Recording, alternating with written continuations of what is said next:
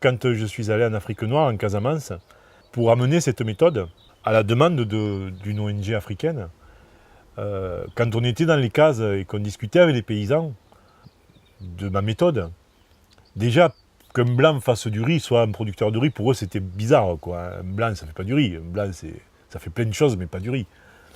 Ils voyaient bien qu'au final, je parlais riz, quoi. J'ai parlé le même langage qu'eux, donc j'étais bien un producteur de riz.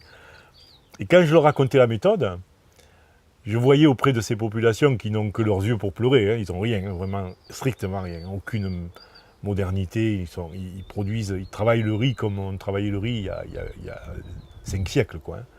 Et quand on parlait de cette méthode d'association du canard avec les rizières, je voyais leurs yeux qui s'élargissaient, et au fond d'eux, ils se disaient, mais ça, je peux le faire, moi, ça. Ça, je peux le faire.